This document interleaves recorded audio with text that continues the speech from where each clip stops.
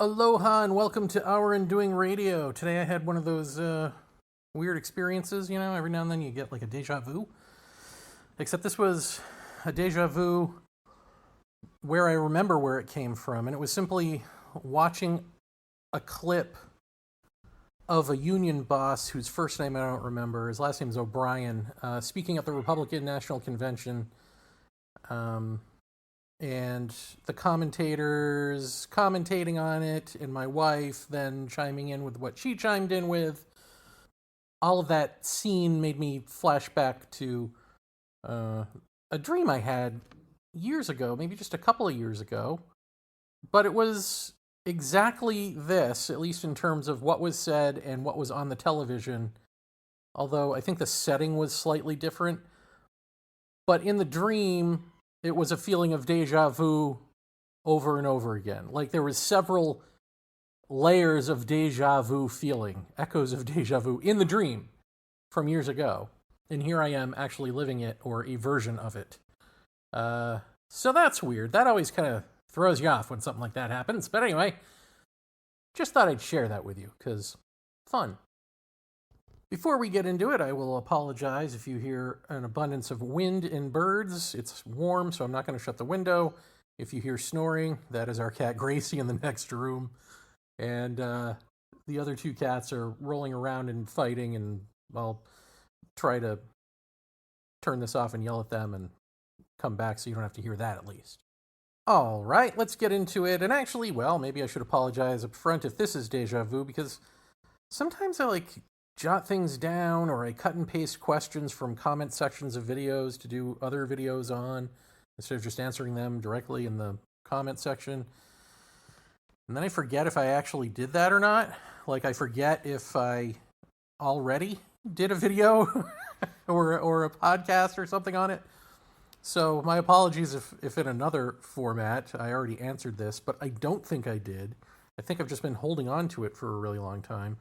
But it's a question that came in, I don't even remember what video, honestly. It might have been from, in fact, it probably was from my show, He's So Vaeni, and if you haven't checked that out, I'll put a link in the description here. But you can go to YouTube and find Jeremy Vaeni, He's So Vaeni, and that is my YouTube reaction show to other spiritual, in quotes, and paranormal and ufological videos.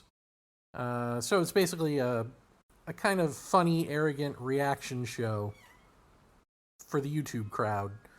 And someone there, Motorhead 48067, wrote, I'm wondering what your opinion is on the talk in spiritual circles about frequencies and vibrations and raising your frequency, etc.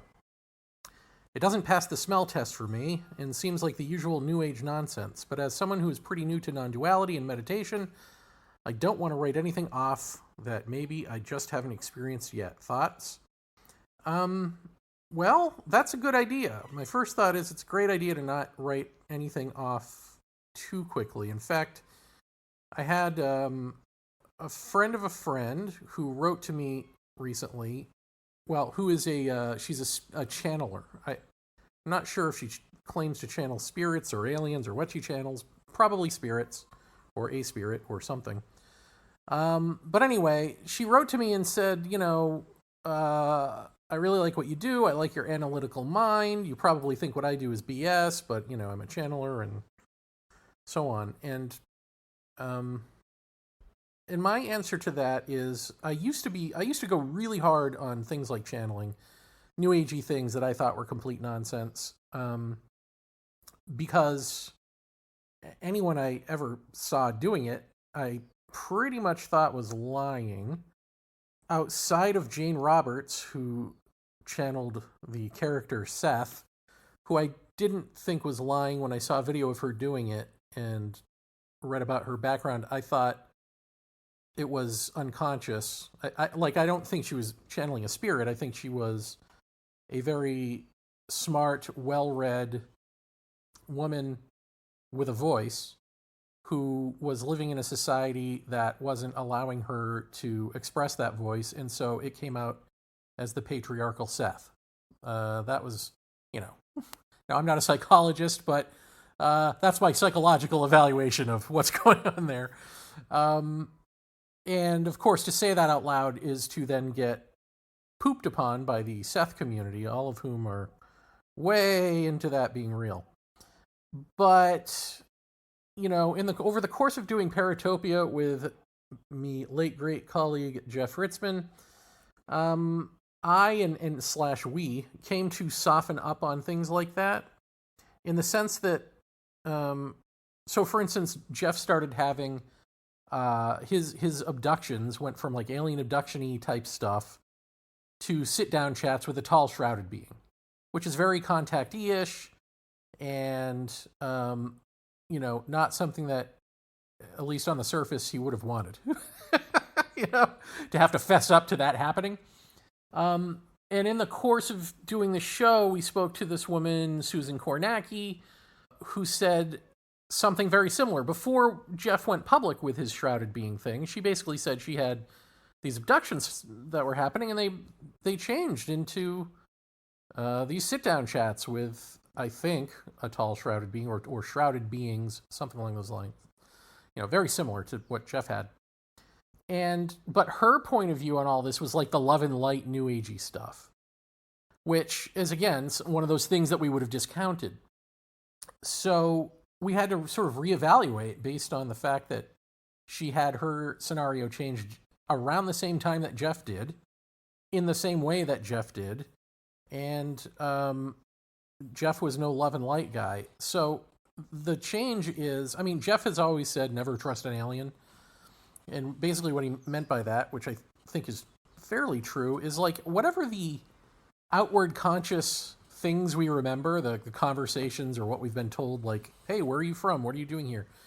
Or that sort of thing with any of these so-called beings, you never quite get a straight answer, or you may get an answer that's BS, or you may get an answer that sounds good, but upon reflection doesn't really hold up. And so we decided to put that new agey thing that we had a prejudice against into that box of like, okay, so for some people, they can have these positive encounters that they interpreted in terms of like love and light, Galactic Federation of Light, whatever.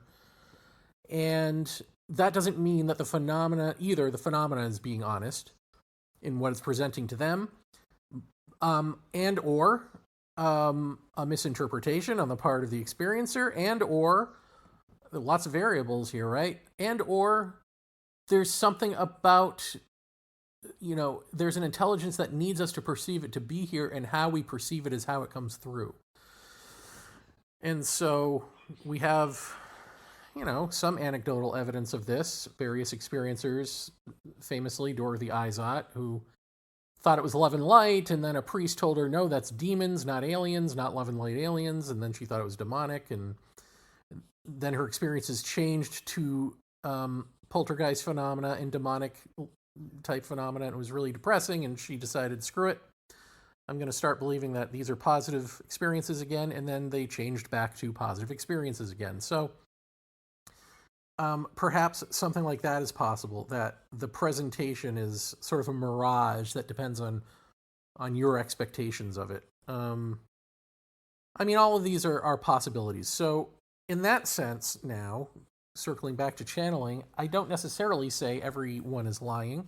This woman, this friend of a friend, may very well be telling the truth, and she may very well may be channeling something that is not purely her own subconscious. But what that is, I don't know, and I that doesn't mean that I trust the origin story of the phenomenon, whatever origin story the phenomenon conjures, which doesn't mean that I think it's demonic, like pretending to be something. It just means that I hold it in stasis until further notice. And, you know, one reason to do that is, and I said this to her, my feeling on all of these supposed other intelligences is, tell me something I can't know. And about anything. It doesn't have to be like, how do you build a ship to get to where you are? It can be, or how do you, what's the meaning of reality? Whatever it is. Like, they never really say anything that I can't already know. Like, it's always some altruism, right? So what's the point? I mean, if that's what you... So in other words, I mean, it really doesn't matter if it's real or fake if I'm not going to get anything out of it other than what I put into it, which I think is typical of audiences of these things. They want to hear the thing that makes them feel a certain emotion and makes them feel as though there's something bigger than them and they're a part of that and they're taken care of and all of that. They want the certainty of a predicted future or whatever it is. If we can't move beyond that, then there's nothing there for me personally. So I don't care. So that's my answer, is like, show me something I can't know or I don't care. That's the long-winded way of saying, yeah, I agree with you. Don't just throw it all out, because it may not pass the smell test for another reason other than it's garbage in terms of the person saying it wants your money or wish fulfillment or whatever. It may smell because the phenomenon itself is misunderstood and is stinking. But what you're talking about here is in spiritual circles now, talking about frequencies and vibrations and raising your frequency. So some of this is just language stuff, right?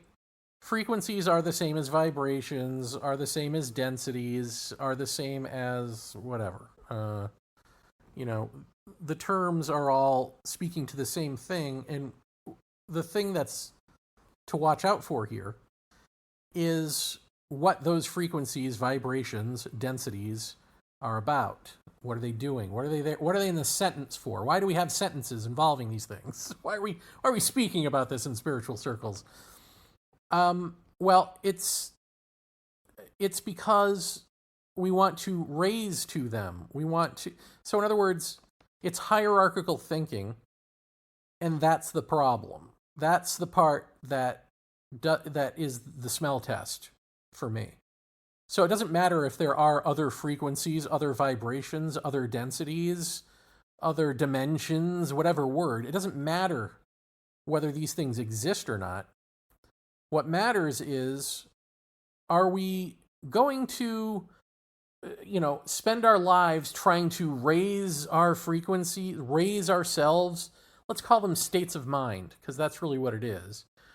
Are we really going to keep trying to raise our, climb the hierarchical spiritual ladder here to the next stage of quote unquote development, one rung at a time?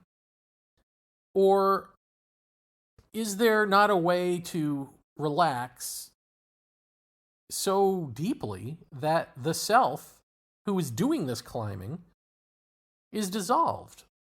And when the self is dissolved, the climbing is dissolved. The need for going into these densities or vibrations and frequencies is dissolved. And if that is the case, if there is such a state, why do we need these frequencies and vibrations and densities? Wouldn't that, according to what I've been telling you, here an hour in doing radio, that dissolving of the self is what allows for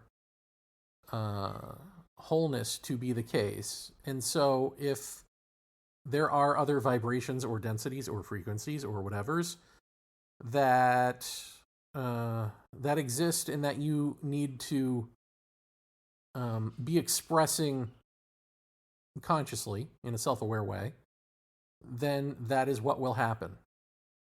And if not, then not.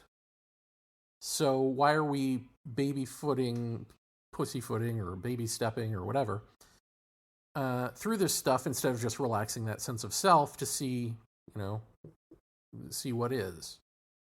And the reason is because we, as always, we want to be alive. We want to take us with us when we go, and we want to be in control, and we want the power of claiming to be a higher being, claiming to have stepped up into the next vibration or the Ken Wilber color scheme. I'm a green, not a red, or whatever it is. I mean, we want to be moving somewhere. We want to be evolving somewhere. Essentially, we want our interior sense of experience to mimic the exterior, and the exterior is, moving around and going places and doing stuff. And so inwardly, we want to be moving around and going places and doing stuff. Outwardly, we may learn and we may grow and we may excel at our job. We may become the boss someday. Maybe you already are the boss. Well, inwardly, we want to be that boss too. So we want a raise and we want a promotion. And so that's what all the frequency vibration talk is about. You want to be promoted. You actually want to be the boss. And that's the BS-y part, because that is you maintaining yourself in the face of what needs to be self-annihilation. Not that you annihilate yourself, but in simply seeing the futility of this mover and shaker actually going anywhere. Perhaps there was a moment of silence, and that moment becomes you. That moment is everything. And, when I talk about this death of self business, very often people are like, oh yeah, I agree, I want that, or I've done that, or yeah, I've had that experience or something. And it's like, I know that you haven't, and you know that you haven't. And if your reflexive response is to say, yeah, me, I've done that, then probably it's not true. You're saying it so that you won't feel some misplaced sense of shame or like you're lacking something. But also, the people who say, like, I want that, and the reason I always say, no, you don't, I mean, the obvious answer to no, you don't is because it would have happened by now. If you wanted it, you'd have had the, because to want it is to not want it. To want it is to not, the wanting it gets in the way. I've said this 8 million times. But I want to drill down into something else with this, because I feel like when we talk about the death of self, and then, you think like, I want that, or I don't want that, or part of the reason that you really don't is because you're not actually thinking of the depth of what that is, right? Like, you're still, when you're thinking about it, it's in superficial terms. Even it doesn't matter how many times I say, the death of self is the annihilation, is the dissolving, that's the end, and then nothingness, and there's still, it's conceptual for you, and so you're holding on to, yeah, I can do this, But really, it's more than, or you think like, yeah, of course, I want to be a better person. I want to be the one who comes out of the cocoon and flies. I want to be that transformed other. Like, who doesn't want that? Why aren't we all doing it? Who doesn't want that? But to be that, it's not just, think of it this way. It's not just like your psychological baggage that dies. It's not just the sorrow of you and of your, parental issues, your spousal issues, your issues with your children or your grandparents or being bullied or your friends, whatever it is. History dies in a number of ways. I mean, history itself dies because we're talking about now a state which is non-dual, a state which is timeless, a state which is now, in which all time exists right now. So the sense of a continuity of a beginning, middle, and end is no more. Also, it's the collapse of the archetypal, the primordial impulses. They are no longer in control of you. They are no longer unconscious impulses to whose breeze you must sway. It's the collapse of your personal history. It's the collapse of your ancestors' influence within your DNA. Because when we're talking about the death of self, we're not just talking about the conscious persona here. We're talking about that which you have divided off from yourself as the subconscious, all the taboo stuff that really puppeteers you and informs how you behave in the world. And beyond that, traits that you have inherited genetically from your family through the ages. And all of that, it's the ending of all of that. It's the ending of art, because art is self-expression, and you no longer need to express the self because the self is no more, and so it holds no place for you. It's the ending of religion because you know all that stuff is crap. It's the collapse of cultural conditioning. You know, the humanities are out the window. History is out the window. Your own genetic influences are out the window. It's the collapse of good and evil.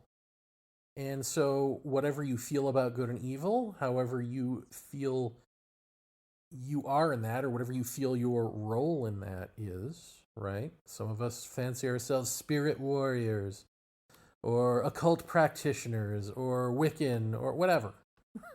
Or just good people, or just bad people. Hey, maybe you don't think you're such a good person after all. Maybe you're in it for the evil. Whatever that is, good, bad, your role in it, hierarchically, who you're working for, the love and light, or the not so love, not so light. That's all gone. So it's not just this, again, self-identity as sorrow, but it's all of these sub-identities or subcategories of character that go into us, and everyone around us that are gone. Pretty much, nothing is nothing. Everything's gone. The physics of you as a thought construct that is a projection of the brain, or a projection of the brain-body complex, that sense of self, you, is now recontextualized. So first you're no more, but then you're recontextualized, and, what is at the forefront if you're not? Well, truth, this formless awareness in which we are all embedded. The self-aware aspect of that formless awareness now becomes the self-awareness of the form that you thought was your body. So all of this is happening, right? All of this is the case. And when you think about that, I think from like the outside looking in, as a just like thinking of this as a prospect, it can sound scary. It sounds like, oh, loss of control. It sounds like amnesia, maybe. It sounds like you don't know. It's the unknowable. I don't know what I'll be after that. Recontextualized. Wait, what? And there are very few experiences we have that can speak to what that is like. Not an exact match, but what it is like. And a lot of them are drug trip experiences, plant medicine experiences, where you recede into the background and become a background character to the, Toontown imaginative stuff that is spilling out into the room through you, but seemingly not of you. Now, I'm not saying that happens, but I'm just saying that, like, even to speak about all of this in terms of what you lose, or what is lost, what it means to not be, it's the death of everything. And to think about it in those terms, it sounds scary, I think, to most people, because there's no reality to it. It's, again, all conceptual. And so conceptually, since what you are is, as a thought construct, is a reflexive defense mechanism against fear, the fear of death, ultimately. To talk about all that dies is to be like, oh my God, what? No. And, to ponder it and to think about it from this angle sounds like that. But from the other side, it's just fine, after death, AD. none of this is an issue. Just as we've talked about, like, in wholeness, there's no need for music. There's no need for, there's no sense of being bored ever. There's no need for art. There's no need to watch movies or TV or any of that. You can do it or not do it. It doesn't matter. It doesn't matter what you do for a living. You can do anything. You can be a janitor and be just as happy as a CEO. It doesn't matter. And, like, saying that out loud, people, the reaction that I've ever gotten has been like, oh, that sounds awful. I don't want that for myself. Well, you only think you don't want that for yourself. But I mean, truly, of course you don't want that for yourself, because what is yourself? Yourself is the movement in and as these things, these cultural constructs, the job, the money, the self-expression as art, the taking in external stimuli as entertainment to distract you from the hole that you feel and the fear that you are. We've set ourselves up this way. And that's not a judgment, by the way. That's just what we do. We've set ourselves up this way. And so, yeah, that's not what you want. Right. In other words, you don't want the death of self. You don't actually want wholeness. You don't want the quote-unquote enlightenment that you've been fantasizing about. You don't actually want that because it's antithetical to you. It exists when you don't. So when you hear it said the way it is, like I just did, that's the way it is. It sounds scary or like something you don't want. And so then it's easier to see why people choose to do the hierarchical shtick. Because, that's safe. That's something where I exist. That's something where I climb. That's something where I discover what's next. And I, in my own sense of time, can have revealed to me the nature of reality, one rung at a time. And then I can lord it over people down below me, if I'm that person. Not everyone's that person. But if you are, I'm talking about you. I guess just lastly, you said here, as someone who is pretty new to non-duality and meditation, I don't want to write off anything that I haven't experienced yet. So I guess I would be a fool to not include this. That what I'm talking about here doesn't involve meditation. Sometimes I use the word meditation, like I say when I, my meditation energy, or when I release the meditation energy, or when I meditate. But all I'm talking about is being silent for but a moment for Kundalini to come active and do what it's going to do. There is no meditation beyond that for me. And for you, I know that there are all these schools of thought on meditation and all these various exercises and meditations and visualizations you can do. Those aren't real meditation. Those are all facsimiles. Some of those are brought to you after the fact by people who have had the quote-unquote enlightenment experience, and some of them are just, made up and sound good. And so I wouldn't put them in the same category as non-duality. There's no way to meditate your way to non-duality, because non-duality is the case when the self is not. So when the meditator is not, meditator is duality. So there's no meditating that's going to get you to duality. There's no path, etc., etc. True meditation for you, I will say, and just, play with this and find out for yourself, would be paying attention to what you're doing and why moment to moment. Which kind of sounds difficult, right? But just pay attention to what motivates you. Like, why are you listening to this? Why are you even listening? You don't know me. Why do you trust me over New Age density people? If you do. If you don't, why not? Just pay attention to that, and not just answering it in terms of me or them, but in terms of you. What brought you to here? What brought you to a place where this is what you're even interested in? and really explore yourself that way, and peel back the layers of you, of what motivates you. And I've said this before, don't stop with you, because it is always going to go back to your parents or some, earlier experiences with other people that you can, if you know them well enough, maybe surmise, well, why did they react that way? Why did they act that way in life? What were their parents like?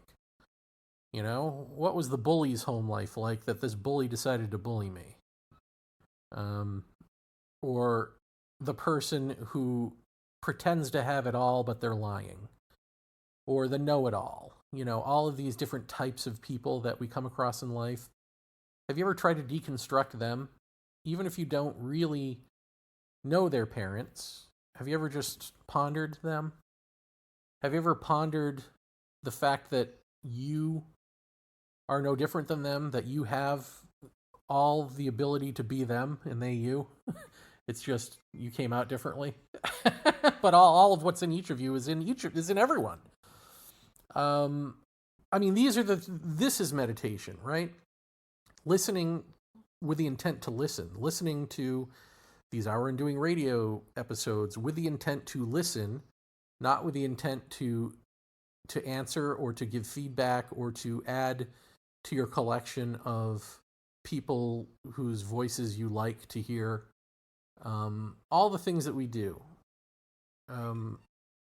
If we get rid of that and just listen for the sake of listening, not defensively, not actively, but passively listening, that is active listening.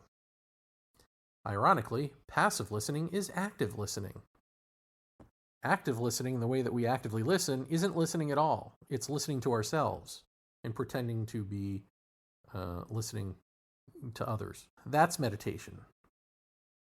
So trying to sit quietly, trying to visualize something is not meditation. Chanting a mantra over and over again, not meditation. Doing breath work, not meditation. All these things that we have paid money for and learned are not meditation. That is not to say that they won't have effects and they won't bring you somewhere, but if you want authentic meditation is what happens when you're not there.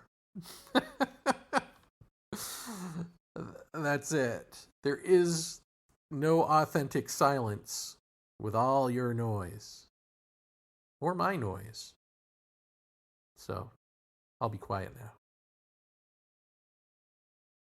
Or will I? Because as perfect a spot as that is to end the episode, as I sit here reflecting now, I realize that I started this with a bit of a sort of a superfluous dream that I just thought was kind of interesting, the deja vu dream.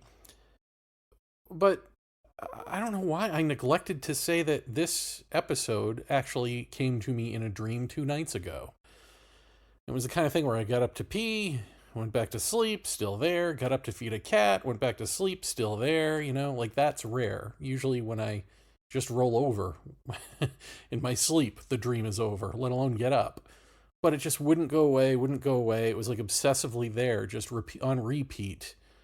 Not within the context of the question from the commenter, but the answer in terms of all of the other things that it means to lose when we talk about the death of self, and how, those are always unconsciously present as part of the fear. That all, the thing about history and archetypes and all that, just over and over repeating in my head. So I don't know what to make of that, except, how do I complete the circle here? How do I draw these two together? Maybe just to pose a question. Is it possible that deja vu seems to be like an echo of the future, or sort of a future prediction that you don't know is true until it happens, and then it becomes a sort of feedback loop or something, or this feedback reverb, and a dream that you then have to do something with, is like the future reaching back to you to create itself. So one is sort of predicting, like the deja vu thing is sort of a prediction, and this is sort of a reaching back to create.